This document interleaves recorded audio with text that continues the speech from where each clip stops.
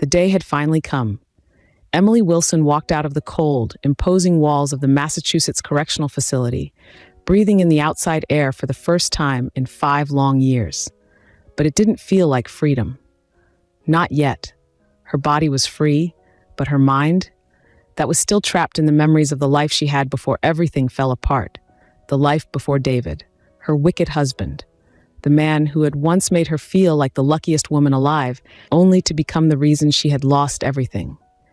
Emily's footsteps were slow and steady as she made her way to the bus stop.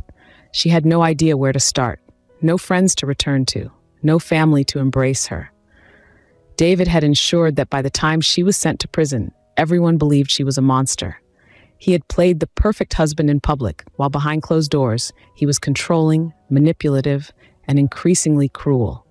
Emily had ignored the red flags in the beginning, convinced that love could fix anything. But love wasn't enough to save her from the trap David set. David had been the most charming man in the room when they met. Emily remembered how he had captivated her with his wit and intelligence. He was everything she had dreamed of, successful, handsome, and with a magnetic confidence that made her feel like the center of his universe. At first, their relationship was perfect. David showered her with attention, made her feel special in ways no one ever had. But as soon as they were married, his true colors started to show. The small criticisms began about how she dressed, how she spent her time, and eventually about the people she chose to associate with. "You don't need friends like that, Em," David had said one night after a dinner party, his voice dripping with condescension. "They're not good enough for you. You're better than that." At first, Emily thought he was just protective, but soon she realized it wasn't protection. It was control. Slowly, David began isolating her from her friends, then from her family, making her dependent on him for everything. It wasn't long before the emotional abuse escalated. David became more possessive, accusing Emily of being ungrateful whenever she challenged him. "I give you everything," he would say, his voice dark and menacing. "And this is how you repay me, by questioning me." Every argument ended with him twisting the blame back on her, making Emily feel like the bad one. She began to doubt herself, question her own sanity. How had she gone from being an independent, happy woman to someone who tiptoed around her own husband, terrified of setting him off? The day it all came crashing down was the day Emily found out about David's affair with one of his many side women. Her name was Jessica, young, beautiful, and completely unaware of the monster David truly was. Emily had found out by accident. A text message on David's phone, a photo, then the hotel receipt left in his jacket pocket. It was all too clear. David was living a double life. When she confronted him, she had expected apologies, maybe even a promise to change. Instead, David had turned on her with a coldness that made her blood run cold. "What did you think would happen, Emily? That I'd be faithful to you forever?" he sneered. "You're so naive." The argument escalated, with David throwing cruel accusations at her, blaming her for everything that had gone wrong in their marriage. Emily tried to leave, desperate to get out of the house, but David blocked her way, his eyes dark with rage. "You're not going anywhere. This is your fault. You made me do this." In a moment of blind fury, David had lashed out, pushing Emily down as she tried to escape his grasp. She fell hard, her head hitting the floor. When she woke up hours later, the house was quiet. David was gone. 2 weeks after the confrontation, David came home one night, pale and shaken. Emily had never seen him like this before. "I need your help," he said, his voice low and frantic. Emily looked at him, confused and worried. "What happened?" David explained, his words tumbling out in a rush. He had accidentally killed Jessica. They had been arguing in his car when things escalated. He claimed he didn't mean for it to happen, but she had fallen, hit her head, and wasn't moving. "I panicked," David said, pacing back and forth. "I didn't know what to do, but you have to help me, Emily. Please." Emily was horrified, but she still loved David, or at least the man she thought he was. She couldn't believe he was capable of murder, but here he was, begging for her help. David, the master manipulator, spun the situation in a way only he could. He told Emily that if she took the blame, they could say it was a crime of passion. The police wouldn't punish her as harshly because it would look like a jealous rage. He promised to stand by her, to do everything in his power to get her out of jail quickly. He'd take care of her while she was inside, and when she got out, they'd rebuild their life together. Desperate and scared, Emily agreed. She went to the police, confessed to the crime, and took the fall for her wicked husband. The first year in prison was the hardest. Emily had believed David's promises, believed that he was working on her appeal, believed that he was waiting for her. But as the months went by, she heard less and less from him. Letters stopped coming. Visits became sporadic.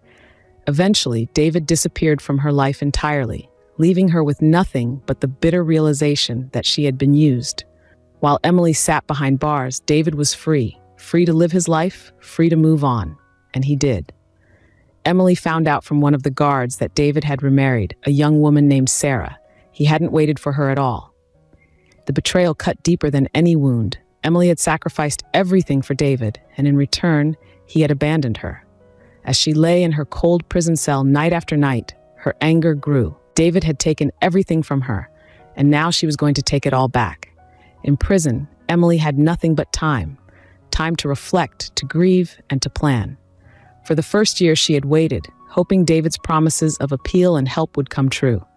But by the second year, the reality had hit her hard. David had never intended to save her.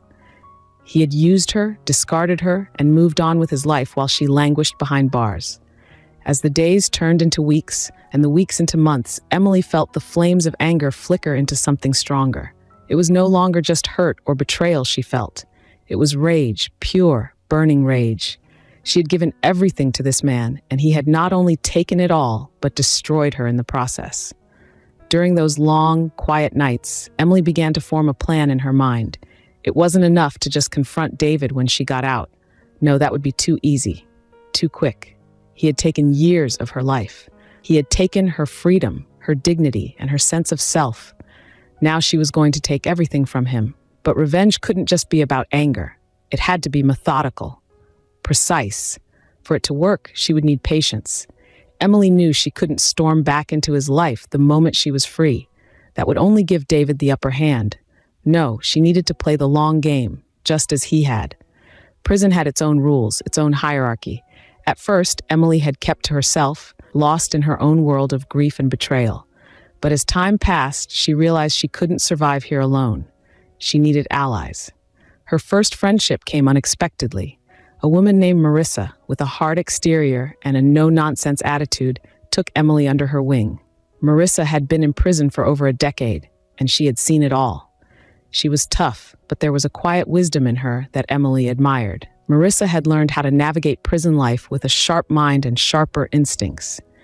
She was the one who taught Emily how to protect herself, not just physically, but emotionally. "Don't let them break you," Marissa had told her one night as they sat in the yard under the watchful eyes of the guards. "This place will chew you up and spit you out if you let it. But if you're smart, you can use the time. Make it work for you." Emily took those words to heart. She spent the rest of her sentence honing her mind, reading every book she could get her hands on, learning legal systems, and understanding how the world outside prison operated. She studied everything from psychology to business, determined to become the woman David would never see coming. She had also made a few other friends along the way, women with their own stories of betrayal and hardship. These friendships grounded her, giving her the strength she needed to survive. It was during her third year in prison that Emily started receiving letters, anonymous, unsigned, but with enough information to make her blood boil. They came once a month, carefully timed and deliberate. The letters revealed pieces of David's new life, how he had remarried just months after Emily's sentencing, how he had built a new home with his wife Sarah, and how he had become even wealthier in her absence. The letters described in detail the lavish parties he hosted, the new business ventures he had taken on, and the lies he had spun to keep his new life pristine. At first, Emily had no idea who was sending them, but the more she read, the more she realized that whoever this person was, they knew David intimately, and they wanted Emily to know everything. It was the final letter, sent just before Emily's release, that contained the most shocking news of all. David had a child, a son. The boy had been born just 2 years after Emily was imprisoned. The realization that David had moved on so completely, started a new family while she was locked away, was like a knife twisting in her heart. But instead of breaking her, it only fueled her determination. If David thought he could erase her, if he thought he could replace her so easily, he was wrong. Emily wasn't just coming back for him. She was coming back for everything he held dear. The day of Emily's release came quietly. There was no one waiting for her outside the prison gates, no warm embraces or welcoming faces. But that was fine. She didn't need anyone to welcome her back. Emily was no longer the woman who had walked into prison 5 years ago. She had changed, hardened, strengthened, and sharpened into someone who wouldn't be so easily fooled again. She walked away from the prison with nothing but a small duffel bag of her belongings and the weight of her plans hanging heavy in her mind. She had nowhere to go, but she didn't care. The only place she needed to be was near David. Her revenge would start slowly, quietly. She couldn't afford to act recklessly. First, she needed information. She had to know everything about his new life, where he lived, who he surrounded himself with, and most importantly, what his weaknesses were. She knew David well enough to understand that despite his wealth and charm, he had vulnerabilities, and she would find them. Emily's first stop was Boston, where she had lived with David before everything went to hell. It wasn't the same city she remembered, but that didn't matter. Her focus was singular, finding David. And thanks to the letters she had received in prison, she had a pretty good idea of where to start looking. It wasn't hard to find David's new address. He lived in an affluent neighborhood, in a sprawling house that screamed wealth and power. Emily stood across the street from the house, her hood pulled low over her face, watching as cars pulled in and out of the driveway. She saw Sarah for the first time that day, a tall, beautiful blonde woman, the perfect image of a trophy wife. Sarah looked happy, content. She was everything Emily used to be, and that infuriated her. But Emily wasn't here to confront Sarah. Not yet. Sarah was just a pawn in the larger game, a piece of the puzzle that Emily would manipulate when the time was right. For now, she needed to stay in the shadows, to observe, to wait for the perfect moment to strike. Emily spent the next few weeks blending into the city. She took on a new identity, something that would allow her to move unnoticed. She rented a small, rundown apartment, not far from David's mansion, and began working at a nearby diner to keep a low profile. Every day, she watched David's house, gathering information, learning the rhythms of his life. But Emily's revenge wasn't just about confronting David and exposing his lies. She wanted to destroy him completely, to make him suffer in the same way he had made her suffer. And for that, she needed to be careful. Every move had to be calculated, every action meticulously planned. The first step was to infiltrate David's life without him realizing it. And that meant getting close to the people around him, the ones who trusted him, the ones who knew his secrets. One of those people was a man named Mark, David's business partner. Emily had learned from the letters that David and Mark had built their business together, a multi-million-dollar real estate empire. Mark had been loyal to David for years, but Emily knew there were cracks in their relationship. She had heard enough in prison to understand how fragile alliances could be, especially when money was involved. Emily knew that Mark was the key to infiltrating David's life. He was more than just a business partner. He was one of the few people David trusted implicitly. If she could find a way to manipulate that relationship, she could begin to dismantle everything David had built. Emily started by frequenting the high-end bar that Mark and David often visited. She studied Mark from afar, watching how he interacted with people, noting his habits and routines. She needed to make a move, but it had to be subtle. David couldn't know she was back in town. Not yet. One night, as Mark sat at the bar alone, Emily made her move. She approached him casually, striking up a conversation about real estate. She had done her research and knew enough about the industry to sound convincing. Mark, impressed by her knowledge and charm, didn't suspect a thing. Over the course of the next few weeks, Emily and Mark grew closer. She played her role perfectly, never giving away too much, but always leaving Mark intrigued. She knew he was attracted to her, and she used that to her advantage. Mark began to confide in her, revealing details about his business relationship with David, his frustrations, and the growing tension between them. It wasn't long before Emily had enough information to begin the second phase of her plan. With Mark's trust in her growing, Emily carefully planted the seed of doubt in his mind. During one of their meetings, she casually mentioned hearing rumors about David's business practices, whispers about shady deals and under-the-table transactions. She pretended to brush it off as gossip, but she knew Mark would latch onto it. Mark, already frustrated with David's domineering presence in their partnership, began to question everything. He started looking into the financial records, digging through deals that David had handled alone. Emily knew it was only a matter of time before he found something incriminating. David had always been reckless when it came to covering his tracks, confident that no one would dare challenge him. When Mark finally confronted David, it led to a heated argument. David, of course, denied everything, but the damage had been done. The trust between them was shattered, and Emily watched from the sidelines as their partnership began to crumble. It had been 5 years since Emily had last seen David in person. The day he left her to rot in prison had been the last time she had looked into his cold, calculating eyes.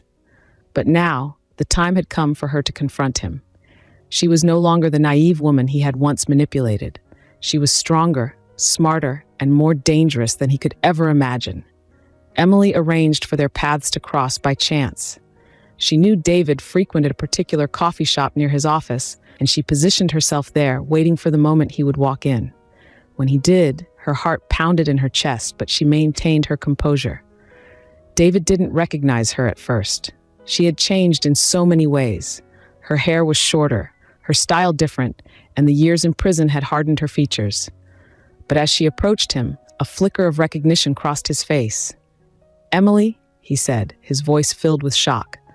"Hello, David," she replied, her voice steady. "Long time no see." David's expression shifted from shock to confusion, and then to fear. He hadn't expected to see her again, especially not like this. He stammered, trying to find the right words, but Emily wasn't interested in pleasantries. "I'm not here for a reunion," she said, cutting him off. "I just wanted you to know that I'm back, and I haven't forgotten." David's eyes widened, but before he could respond, Emily turned and walked away, leaving him standing there, shaken and uncertain. After that brief encounter, Emily knew she had rattled David. He would be on edge, constantly looking over his shoulder, wondering what she was planning. And that was exactly what she wanted. Fear was a powerful weapon, and Emily intended to use it to her advantage. With Mark now questioning David's integrity and their business partnership in jeopardy, Emily began the next phase of her plan. She needed to bring Sarah, David's new wife, into the mix. Sarah was the final piece of the puzzle, the one person who could truly break David. Emily started by befriending Sarah under a false identity. She attended charity events and social gatherings where she knew Sarah would be, gradually inserting herself into her life. Sarah, trusting and unaware of Emily's true identity, welcomed her new friend with open arms. Emily played the long game, carefully planting doubts in Sarah's mind about David's fidelity and his past. She told stories of women she had known who had been betrayed by their husbands, subtly implying that David might not be the man Sarah thought he was. Sarah, already sensing a distance between herself and David, began to question her husband. She confronted him, and though David tried to reassure her, the cracks in their marriage began to show.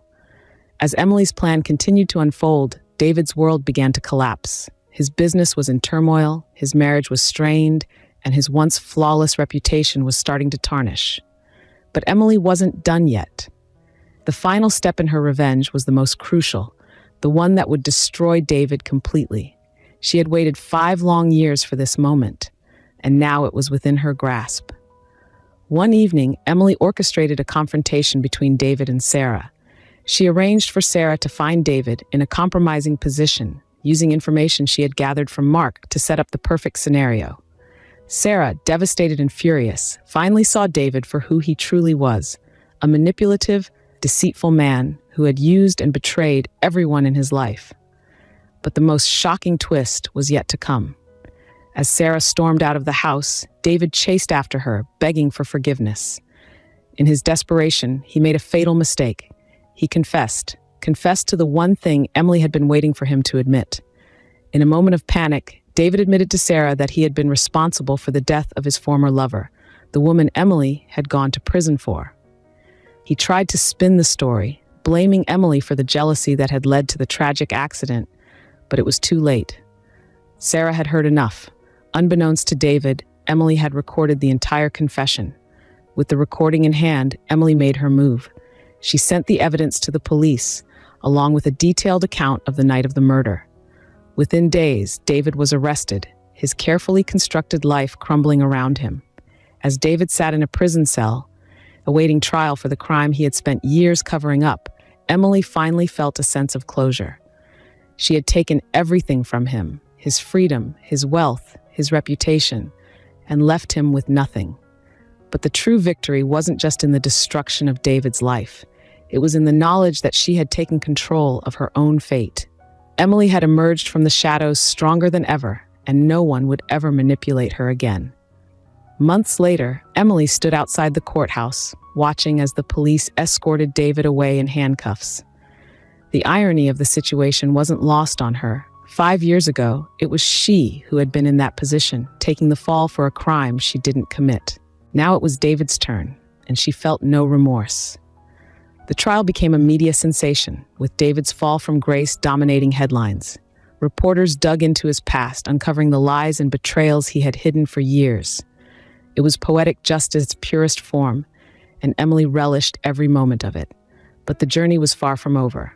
Revenge was a complex beast, and while seeing David behind bars gave her some satisfaction, Emily knew that her real battle was internal. She had to come to terms with the person she had become, someone willing to manipulate and destroy in order to get what she wanted. She had succeeded in taking David down, but in doing so, she had crossed lines she never thought she would. In the weeks following David's arrest, Emily disappeared from the public eye. She left Boston and moved to a quiet town in upstate New York, far from the chaos that had consumed her life. She needed space to think, to process everything that had happened, and to figure out who she was now that the revenge was complete. The small town offered her the peace and solitude she craved. She found a modest house near a lake, surrounded by nature, and spent her days in quiet reflection. For the first time in years, she wasn't consumed by thoughts of revenge. She didn't have to plan or scheme. She could just exist.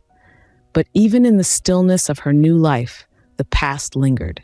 Emily knew she had to confront the part of her that had allowed David to manipulate her in the first place.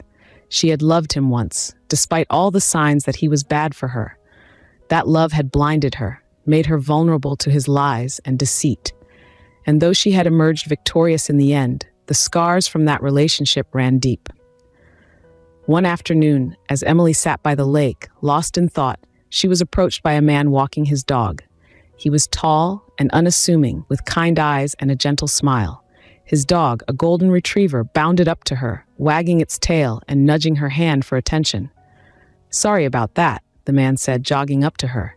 "He's friendly, but he has no concept of personal space." Emily smiled and petted the dog. "It's fine. I could use the company." The man introduced himself as Ryan, and they struck up a conversation. He had recently moved to the area as well, having left behind a high-powered corporate job in the city in search of a simpler life. There was an easy warmth about him, and Emily found herself enjoying the conversation more than she had expected. Over the next few weeks, Emily and Ryan ran into each other frequently around the lake. Their conversations became longer, more personal, and Emily found herself opening up in ways she hadn't done with anyone in years. She didn't tell him about David or her past. She wasn't ready for that yet, but she felt a sense of ease with Ryan that she hadn't experienced in a long time. As her friendship with Ryan deepened, Emily began to realize that she was healing. For so long, her life had been defined by revenge and pain, but now she was starting to see a future beyond that. Ryan represented something new, hope perhaps, or maybe just a reminder that life could be good again. One evening, as they sat by the lake watching the sunset, Ryan turned to her and asked, "So what brought you here? You seem like someone with a story." Emily hesitated. This was the moment she had been avoiding, the moment where she would have to decide whether to share her past or keep it hidden. But Ryan's kindness and patience had earned her trust, and she felt ready to take the leap.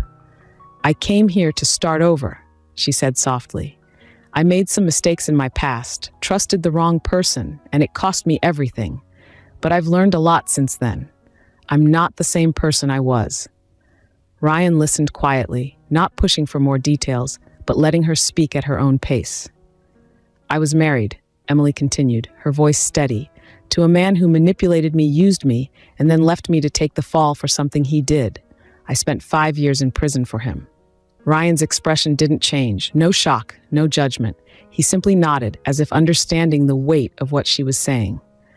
"And now," he asked gently. "Now I'm free," Emily said, her voice filled with a quiet strength. "Free from him, free from the past. I'm finally learning how to live again." What Emily didn't know was that Ryan had secrets of his own. Though he appeared to be a simple man seeking a quiet life, he was actually a private investigator who had been hired to find her. David, in a last-ditch effort to save himself, had hired Ryan to track down Emily and dig up dirt on her that could discredit her testimony in court. Ryan had taken the job, but as he got to know Emily, he realized that she was nothing like the person David had described. She wasn't a vengeful, bitter woman seeking to destroy her ex. She was a survivor, someone who had been wronged and was trying to rebuild her life. As Ryan wrestled with his conscience, he found himself in an impossible situation. He had grown to care for Emily, but his job demanded that he betray her. He knew that if he told her the truth, she would never forgive him. But if he didn't, he would be going against everything he believed in. The moment of truth came one evening when Ryan confessed everything. Emily's world shattered as she realized the man she had begun to trust had been lying to her all along. Emily felt as if the ground had been ripped out from beneath her. She had trusted Ryan, let him into her life, and now he had betrayed her just like David had. The pain was overwhelming, but this time, Emily was stronger. She wasn't the naive woman she had once been. She wouldn't let this betrayal break her. Ryan, devastated by the hurt he had caused, tried to explain himself. He told her everything, how David had hired him, how he had been assigned to find her, and how he had grown to care for her in a way he never expected. Emily listened in silence, her heart torn between anger and understanding. She had seen the goodness in Ryan, but the betrayal was too fresh, too raw. She needed time to think, to process everything that had happened. "I need you to leave," she said quietly, her voice trembling with emotion. "I can't do this right now." Ryan nodded, his heart heavy with regret. He walked away, leaving Emily alone by the lake, her thoughts swirling in a storm of confusion and pain.